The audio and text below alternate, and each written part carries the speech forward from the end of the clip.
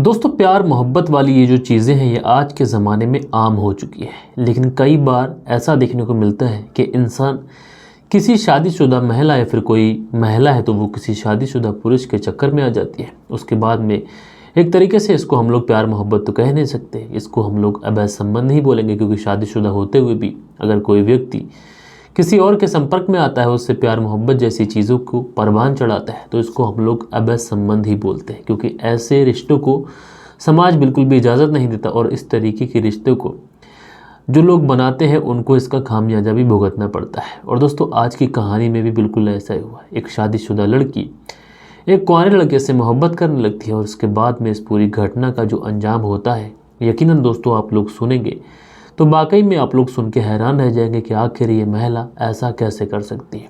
तो दोस्तों, क्या हुआ था इस पूरी घटना के अंदर, परत दर परत, पॉइंट टू पॉइंट विस्तार से मैं आप लोग को बताऊंगा। बस आप लोग इस वीडियो में अंत तक बने रहिएगा। अच्छा, कल के दिन जिन लोगों के भी प्यारे प्यारे कमेंट्स आए हैं वो सारे के सारे कमेंट्स वीडियो के अंत में पढ़े जाएंगे, तब भी आप लोग वीडियो को अंत तक देखिएगा। और आप लोग भी कोई कमेंट्स करना चाहते हैं, किसी को किसी का बर्थडे विश करना चाहते हैं, किसी को किसी की सालगिरह की बधाई देना चाहते हैं, तो ज़रूर से ज़रूर लिखिएगा। तो दोस्तों, रात के 10 बज चुके हैं। मैं हूं आप सभी का अपना शावेज मलिक और हाजिर हूं आप लोग के सामने फिर से एक क्राइम की कहानी को लेके, एक क्राइम की घटना को लेके। अब ज़्यादा वक्त न लेते हुए सीधा सीधा इस कहानी का रुख करते हैं। और दोस्तों, आज की जो कहानी शुरू होती है, ये कहानी शुरू होती है मेरठ से। और दोस्तों, इसी मेरठ के अंतर्गत एक थाना लगता है, लिसाड़ी गेट थाना। और इसी लिसाड़ी गेट थाने के अंतर्गत एक जगह पड़ती है जिसको बोलते हैं आमिर गार्डन। और दोस्तों, इसी आमिर गार्डन के पास में ही एक नाला है और उसी नाले के पास में एक कट्टे के अंदर एक बोरी नुमा कुछ होता है। उसके अंदर लोगों को ऐसा लगता है कि कुछ ऐसा है जो कि सामान नहीं हो सकता। अब लोग सुबह सुबह उधर से निकलते हैं तो देखते क्या है, उसके पास जाते हैं और जैसे ही उस बोरी को खोलते हैं तो वहाँ पर देखने के बाद में जितने भी लोग होते हैं सबके होश उड़ जाते हैं। और इसी 9 फरवरी साल 2024 को वहीं से लोग तुरंत पुलिस को फ़ोन करते हैं। और पुलिस जैसे ही इस तरीके की घटना के बारे में सुनती है कि किसी बोरी के अंदर जो आमिर गार्डन है वहीं पर नाले के पास में एक शव मिला है जो कि 3 भागों में बटा हुआ है, उसके हाथ अलग हैं, पाँव अलग हैं, सर अलग है। इस तरीके की जब सूचना पुलिस को मिलती है तो पुलिस भी दौड़ी दौड़ी भागी भागी तुरंत घटनास्थल पर पहुंचती है। और घटनास्थल पर पहुंचने के बाद में सबसे पहले उस लाश को बहुत बारीकी से देखती है। पुलिस ये देखने की कोशिश करती है कि आखिर कत्ल किस तरीके से किया गया है और कत्ल वाली जो जगह है यानी जो क्राइम स्पॉट है वहाँ पर कोई सबूत, कोई ऐसा एविडेंस है जो कातिल ने छोड़ा है। सारी चीज़ों की जानकारी पुलिस करने के बाद भी पुलिस देखती क्या है कि यहाँ पर ऐसा कुछ भी कातिल ने नहीं छोड़ा है जिससे ये अंदाज़ा लगाया जा सके कि कत्ल हुआ है तो कैसे हुआ है और किसने किया है। अब पुलिस सबसे पहले ये पता लगाने की कोशिश करती है कि आखिर जिसका कत्ल हुआ है वो व्यक्ति कौन है। तो उस व्यक्ति के हाथ पर एक नाम गुदा हुआ होता है और वो नाम होता है सोहेल का। अब जैसे ही सोहेल नाम गुदा हुआ पुलिस देखती है, उसके बाद में अब सोहेल कहाँ का रहने वाला है, क्योंकि जो डेड बॉडी की शिनाख्त हुई सोहेल के रूप में, लेकिन कहाँ का रहने वाला है, किसी तरीके का कोई आधार कार्ड, कोई पहचान पत्र, कुछ पेपर वहाँ से मिलता नहीं है। इसलिए पुलिस तुरंत उसका फ़ोटो क्लिक करती है। हर फोटो क्लिक करने के बाद में आस पड़ोस के थानों पर, सोशल मीडिया पर हर जगह उस फोटो को छोड़ा जाता है जिससे ये पता लगाया जा सके कि आखिर ये व्यक्ति है कौन और कहाँ का रहने वाला है। अब जैसे ही ये जो फ़ोटो था ये सर्कुलेट होता है तो ये जो फ़ोटो है ये पहुँच जाता है गौतम बुद्ध नगर। और गौतम बुद्ध नगर के दनकौर में जो मड़वा गांव है वहीं पे रहने वाले एक व्यक्ति जिनका नाम फजरुल हसन, वो अपने बेटे इमरान के साथ में तुरंत मेरठ पहुंचते हैं। और मेरठ पहुंचने के बाद में ये जो लड़का था सोहेल, इसकी शिनाख्त कर लेते हैं। अब जैसे ही घर वाले ये हाथ पे टैटू बना हुआ देखते हैं ये तो तुरंत शिनाख्त कर लेते हैं। इनका रो रो कर बुरा हाल होता है। परिवार के ऊपर तो मानो जैसे बिजली सी कौन जाती है। उसके बाद में पुलिस वाले इस परिवार वालों से पूछते हैं कि तुम्हारा बेटा घर से कब गया था, क्या हुआ। तो ये जो परिवार वाले हैं बताते हैं, साहब इसी 9 फरवरी वाले दिन की बात है कि बेटा फैक्ट्री में काम करने के बहाने घर से निकला था। उसके बाद में जब ये देर रात तक नहीं लौटता है तो हम लोग तलाश कर रहे होते हैं, छानबीन कर रहे होते हैं और उस बीच में इस तरीके की खबर आती है। उसके बाद में परिवार वाले पूछते हैं क्या तुम्हारे बेटे की किसी के साथ में कोई दुश्मनी थी या फिर किसी से कोई पैसों का लेन देन या फिर हाल फिलहाल में कोई झगड़ा हुआ हो तुम्हारे बेटे से किसी का। तो उसके बाद में परिवार वाले जो कहानी सुनाते हैं वो कहानी यकीनन बहुत ज़्यादा हैरान करने वाली थी और परेशान करने वाली थी। और इसी कहानी से कहीं ना कहीं पुलिस को कातिल का क्लू मिलना था। दरअसल सोहेल के पिता फजरुल हसन पुलिस को बताते हैं कि साहब 6 महीने पहले हम लोग बुलंदशहर के गुलवाड़ी से आकर इसी मंडपा गांव में बस गए थे और हमारा जो घर था उसी घर के पास में एक परिवार रहता था। इसी परिवार के अंदर एक लड़की थी जिसका नाम दानिश था। दानिश जो थी ये शादीशुदा थी और शादीशुदा होने के बाद में इसका मेरे बेटे सोहेल के साथ में अवैध संबंध हो गए थे, यानी ये दोनों एक दूसरे के साथ में रिलेशनशिप में थे। और दानिश जो थी वो शादीशुदा थी, उसके पति का नाम तालिब था। तो पुलिस वाले पूछते हैं कि आखिरकार इस एंगल से क्या है, इसमें क्या हुआ, अगर तुम्हारे बेटे के उससे रिलेशन थे तो क्या हुआ, पूरी वजह बताओ। तो जो सोहेल के पिता हैं फजरुल हसन ये बताते हैं कि दरअसल कुछ महीने पहले की बात है कि मेरा बेटा सोहेल और ये जो दानिश्ता है ये दोनों घर से भाग जाते हैं, फरार हो जाते हैं। उसके बाद में जो दानिश्ता के घर परिवार वाले होते हैं ये दानिश्ता की गुमशुदगी की रिपोर्ट लिखाते हैं और जब गुमशुदगी की रिपोर्ट लिखाई जाती है तो पुलिस वाले दानिश्ता और सोहेल की छानबीन शुरू करते हैं और छानबीन करने के बाद में आखिरकार दानिश्ता और सोहेल जो थे वो पुलिस की गिरफ्त में आते हैं। उसके बाद में दानिश्ता को दानिश्ता के परिवार को सौंप दिया जाता है और सोहेल को हमें सौंप दिया जाता है। उसके बाद में परिवार में एक तरीके से सुलह हो जाती है। उसके बाद में जो दानिश्ता थी ये अपने पति जिसका नाम तालिब उसके साथ आकर मेरठ के लिसाड़ी गेट में बस गई थी। हम लोगों को लगा कि परिवार में सुलह हो गई है, दानिश्ता अपने पति के साथ जाकर मेरठ के लिसाड़ी गेट बस गई है। अब दानिश्ता का और सोहेल का किसी भी तरीके का कोई कनेक्शन नहीं होगा, ये दोनों एक दूसरे से दूर हो गए, लेकिन ये हमारा वहम था। दानिश्ता अब भी सोहेल से बात करती थी। अब जैसे ही पुलिस वाले फजरुल हसन यानी सोहेल के पिता की ये बात सुनते हैं उसके बाद में पुलिस की टीम जो थी वो एक टीम का गठन करती है। उसके बाद में जो सोहेल था उसके नंबर का CDR निकाला जाता है। अब दोस्तों जिस व्यक्ति का मर्डर हो चुका है उस व्यक्ति के मोबाइल नंबर का जब CDR निकाला जाता है तो उसमें कुछ चौंकाने वाली चीज़ें सामने आती हैं। दरअसल सोहेल ने जो लास्ट बार कॉल की थी वो किसी और को नहीं बल्कि दानिश्ता को ही की थी।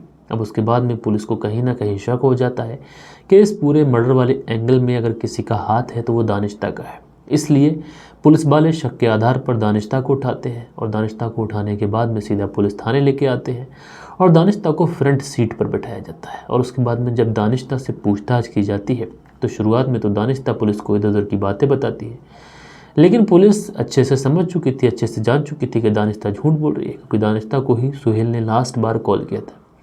उसके बाद में दानिश्ता से पुलिस जब थोड़ी सी सख्ती दिखाती है तो दानिश्ता जो थी जो पुलिस के सवालों के सामने ज़्यादा देर टिक नहीं पाती और पुलिस के आगे टूट जाती है। और टूटने के बाद में जो कहानी सुनाती है यकीनन वो कहानी बहुत ज़्यादा परेशान करने वाली थी। दरअसल दानिश्ता जो थी वो बताती है कि कुछ समय पहले की बात है जब वो अपने मायके में आई हुई थी और उसी समय जो सोहेल का परिवार था वो भी यहाँ पर आके बस गया था और उसी बीच में सोहेल की और मेरी नज़दीकियाँ बढ़ती हैं। उसके बाद में हमारे बीच में मिलना मिलाना शुरू होता है, उसके बाद में शारीरिक संबंध बनते हैं, ये सारी चीज़ें चलती रहती हैं। फिर एक दिन हम लोग फैसला करते हैं कि हम लोग अपनी पूरी ज़िंदगी साथ में बिताएंगे। उसके बाद में सोहेल और मैं प्लान के मुताबिक घर से भाग जाते हैं, फरार हो जाते हैं, लेकिन घर परिवार वाले जो थे वो पुलिस में रिपोर्ट लिखा देते हैं और आखिरकार पुलिस हमें ढूंढ लेती है। और उसके बाद में जब हम लोग भागे थे तो हमारे बीच में शारीरिक संबंध बने थे और इसी बीच में सोहेल ने कहीं ना कहीं हमारी जो प्राइवेट पल होते हैं उसकी वीडियो बना ली थी। उसके पास में मेरे अश्लील फ़ोटो थे, उसके पास में मेरी अश्लील वीडियो थी और इसी अश्लील वीडियो को और फोटोज़ को सोहेल जो है वो लगातार वायरल करने की धमकी देता था और इन्हीं फ़ोटोज़ और वीडियोज़ के दम पर वो लगातार मुझे ब्लैकमेल कर रहा था। सोहेल के लगातार ब्लैकमेल करने की वजह से, उसके फ़ोटोज़ लगातार वायरल कर देने की धमकी की वजह से मैं बहुत ज़्यादा परेशान थी। और जब मैं ज़्यादा परेशान हो जाती हूँ तो इस बारे में मैं अपने घर वालों को बताती हूँ, परिवार वालों को बताती हूँ। और जब मैं घर वालों को और परिवार वालों को ये सारी बातें बताती हूँ तो उसके बाद में जो घर परिवार वाले होते हैं ये सब के सब एक साजिश रहते हैं और इस साजिश में सोहेल को ही इस दुनिया से हमेशा हमेशा विदा करने का जो है हम लोग प्लान कर चुके थे। उसके बाद में दानिश्ता बताती है कि मेरे 2 भाई, मेरे जीजा और मेरी बहन, इन सारों ने मिलकर प्लान बनाया और मुझसे कहा कि जो सोहेल है उसे मिलने के बहाने तुम घर बुलाओ। उसके बाद में 8 फरवरी साल 2024 को मैं सोहेल को कॉल करती हूँ और कॉल करने के बाद में मैं सोहेल से कहती हूँ कि घर परिवार वाले मान गए और वो निकाह के लिए राज़ी हैं, तुम आ जाओ और घर परिवार वालों से बात कर लो। अब जब सोहेल इस तरीके की बात सुनता है बहुत ज़्यादा खुश हो जाता है, क्योंकि सोहेल जो था मुझसे बेइंतहा मोहब्बत करता था।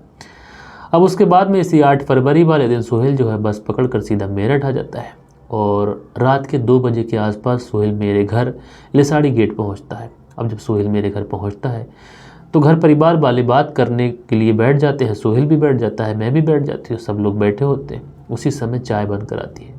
अब चाय में नशे की दवा मिलाई गई थी। सोहेल जैसे ही चाय पीता है उसको तुरंत नशा हो जाता है। उसके बाद में मेरे जीजा, मेरी बहन और जो मेरे 2 भाई हैं वो सारे के सारे मिलकर सोहेल की गला दबाकर वहीं पर हत्या कर देते हैं। उसके बाद में जब सोहेल की मौत हो जाती है, सोहेल पूरी तरीके से जब ज़मीन पर गिर जाता है तो उसके बाद में उसकी बॉडी को कई सारे पार्ट्स में एक तरीके से बांट दिया जाता है और उसके बाद में उसके शव को एक बोरी में भरकर हम लोग फेंक आते हैं। अब जब दानिश्ता पुलिस को इस तरीके की बातें बताती है तो पुलिस के सामने अब सबसे बड़ा सवाल ये था कि आखिर इस हत्या में जो लोग मौजूद थे वो कौन थे। तो पता चलता है जो दानिश्ता की बहन है रुखसाना, वही इस हत्या की पूरी मास्टरमाइंड है। दरअसल जो रुखसाना है इसकी शादी हो चुकी है और इसके पति का नाम फ़िरोज़ है, लेकिन फ़िरोज़ के साथ में इसकी लगातार अनबन रहती थी, जिसकी वजह से इसने फ़िरोज़ को छोड़कर दूसरे वाले किसी व्यक्ति से शादी कर ली थी। लेकिन जो दूसरा वाला व्यक्ति था वो किसी जुर्म की सज़ा में जेल चला गया। उसके बाद में जो रुखसाना थी इसकी नज़दीकियाँ अपने पहले पति फ़िरोज़ के साथ में बढ़ जाती हैं और उसके बाद में फ़िरोज़ और रुखसाना एक साथ में ही रह रहे थे और इसी समय इन्होंने इस पूरी घटना को अंजाम दिया। दरअसल इस पूरे प्लान को अंजाम देने के लिए रुखसाना ने पहले अपने पति फ़िरोज़ को मनाया, उसके बाद में अपने दोनों भाइयों को मनाया और उसके बाद में दानिश्ता से कहा कि तुम इस दिन सोहेल को कॉल कर देना और कॉल करने के बाद में उसे मेरठ बुला लेना। उसके बाद में हम लोग उसकी हत्या करके उसके शव को कहीं पर ठिकाने लगा देंगे। अब उसके बाद में पुलिस जो थी वो दानिश्ता और जो उसकी बहन है रुखसाना और उसका जो पति है जिसका नाम फ़िरोज़ है, इन तीनों को गिरफ्तार कर लेती है। वहीं दानिश्ता के जो 2 भाई हैं ये अभी भी फ़रार हैं और पुलिस इन दोनों की छानबीन कर रही है।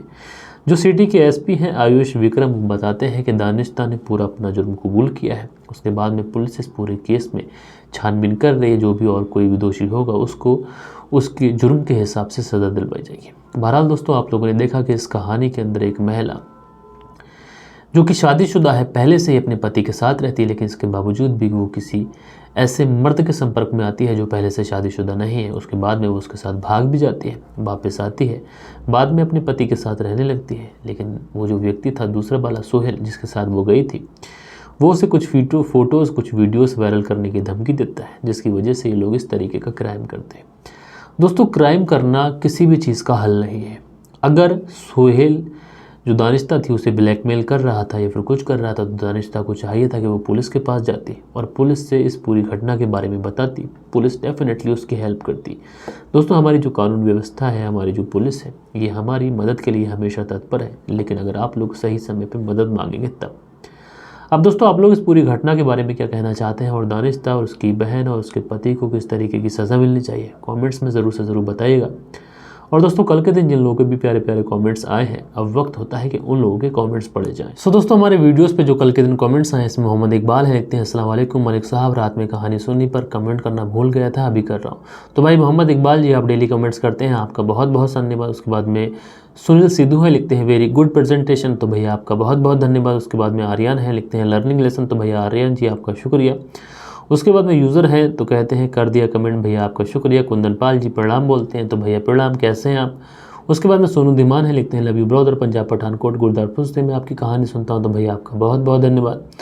उसके बाद में जो अगला कमेंट्स है यूज़र करके आईडी है उन्होंने किया, भैया आपका धन्यवाद। उसके बाद में अनुज गोदारा जी है, लिखते हैं नमस्कार सर जी, 28 फरवरी को सऊदी अरब जा रहा हूँ, मेरी छुट्टी पूरी हो गई है और फिर आपकी कहानी सऊदी में ही सुनूंगा। तो भाई अनुज गोदारा जी आपका बहुत बहुत शुक्रिया।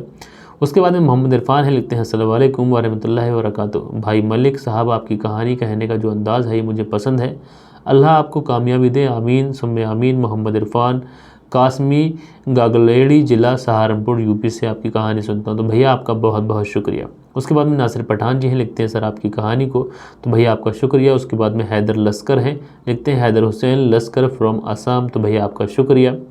उसके बाद में दिलजीत है, लिखते हैं कर दिया भाई कमेंट, तो भैया शुक्रिया। उसके बाद में love you brother Vicky Kalia HP से हमारी कहानी सुनते हैं, भैया धन्यवाद। उसके बाद में नारायण कुमार है, लिखते हैं राम राम जी नेपाल से, तो भैया राम राम नेपाल से, आप कैसे हैं। उसके बाद में जो अगला कमेंट्स है सुनील त्यागी जी का है, लिखते हैं अब संबंध बहुत बड़ी बीमारी है, रेनू सुनील त्यागी श्याना बुलंदशहर से। उसके बाद में सुबोध कुमार जी हैं, लिखते हैं even god can not know the catchers of women where you can stand, तो भाई सुबोध कुमार जी आपने अपना प्यारा सा कमेंट्स किया, धन्यवाद। डॉक्टर AK अग्निहोत्री प्रयागराज उत्तर प्रदेश भारत से हमारी कहानी सुनते हैं, भैया धन्यवाद। उसके बाद में जो अगला कमेंट्स है अजय गौतम जी का है, लिखते हैं हेलो, तो भैया हेलो। उसके बाद में यूज़र है, लिखते हैं अस्सलाम वालेकुम मोहम्मद फराज कुवैत से, आपका चैनल एक दिन बहुत आगे बढ़ेगा, सब्र करना सीख लें, ऊपर वाला सब जानता है, वो जानता है आप कब किन वक्तों से गुजर रहे हैं, यकीन करें वक्त बदल जाएगा और आपके चाहने वालों में इजाफा होगा। तो भैया मोहम्मद फराज जी, इस तरीके से प्यार दिखाने के लिए आपका बहुत बहुत शुक्रिया। उसके बाद में देव कुमार हैं, लिखते हैं सिविल वर्क, कहते हैं वेरी सैड स्टोरी, आपकी तबीयत कैसी है, आपको अभी सर जी जय हिंद। तो भैया देव कुमार जी जय हिंद, आप कैसे हैं? मेरी तबीयत फ़िलहाल तो थोड़ी ठीक है, लेकिन अभी पूरी तरीके से दुरुस्त नहीं है। सो दोस्तों, ये कुछ प्यारे प्यारे कमेंट्स थे जो कल के दिन आप लोगों ने किए थे। आशा करता हूँ आज की जो कहानी है, आज की जो स्टोरी है, डेफिनेटली हमारे सुनाने का जो अंदाज़ है ये आपको पसंद आया होगा और आप लोग इस कहानी से बहुत सारी चीज़ें सीखेंगे। जैसे किसी के भी बुलाने पर एकदम से नहीं चले जाना, एक तरीके से अवैध संबंधों में नहीं पड़ना, ये सारी चीज़ें आप लोगों को सीखना चाहिए।